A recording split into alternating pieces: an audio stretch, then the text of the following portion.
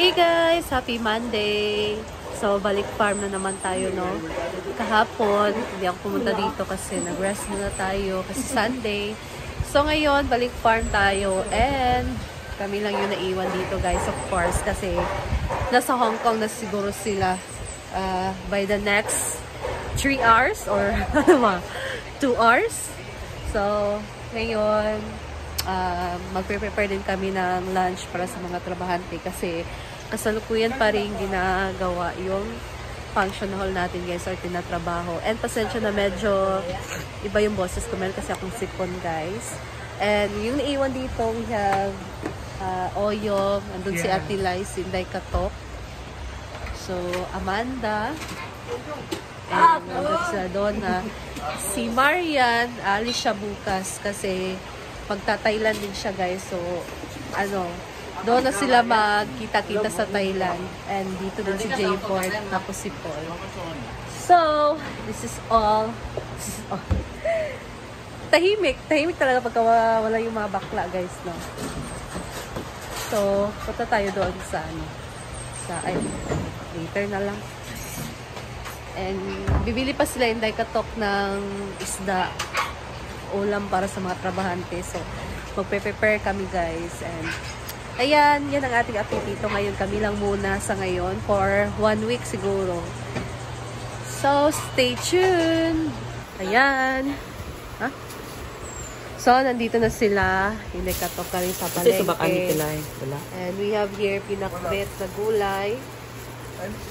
Bigyan din sila ng pinakay. Tapos, isda. Ayan.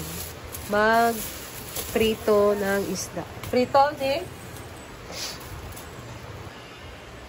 Ayan. So, meron tayong isda. Prito natin ito, guys. Ay!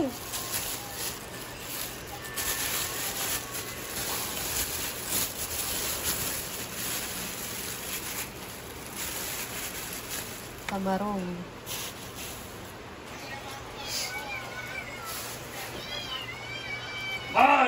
Pasimot na sila.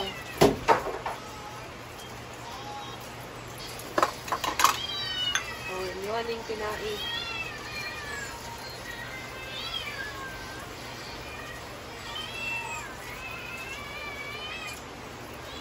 Maya! Apa tayo?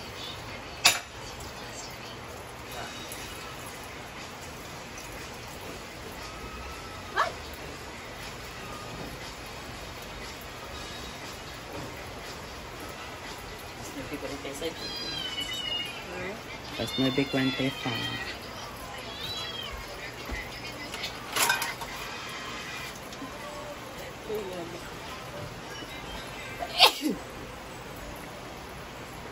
Tapos ko nang nalinisan, guys. So, lalagyan ko na ng asin.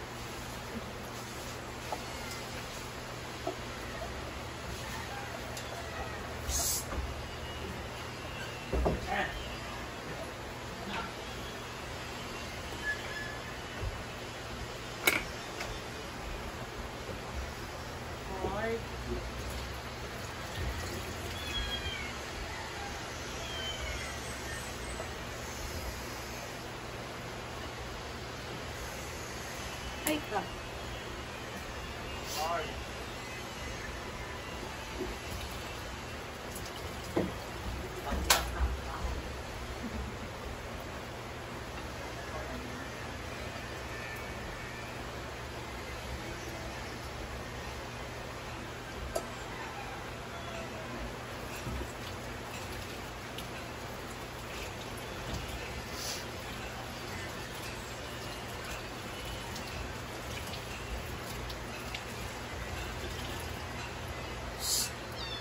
Kuha.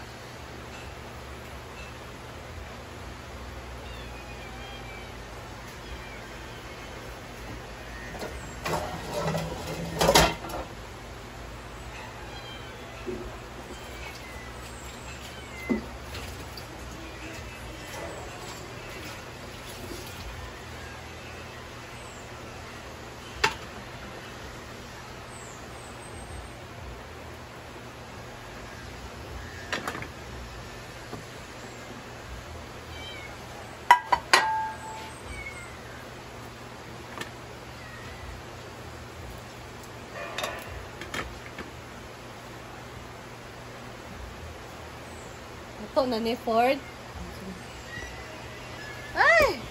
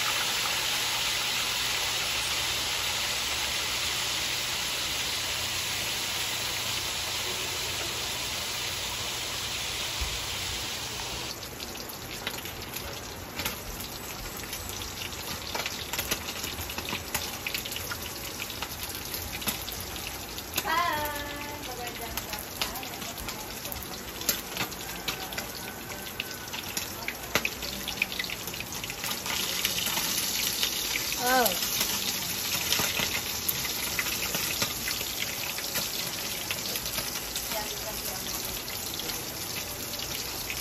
Tapos mag-ipon. At siyempre ang muna isusunod na rin natin. Kasi maya-maya ay kainan na po ng mga trabahan ko kasi malapit na po mag alas 11. Alas 11 na ba? Alas 10. Kasi ay, fit na. Malapit na. So, ito po yung klase ng isda na pinunod po po niya atis ng po ang mga. So, napakatahimik ka na. Yan, kain na. Kalimang minuto ah. Yaman ka sa ilan. Yun.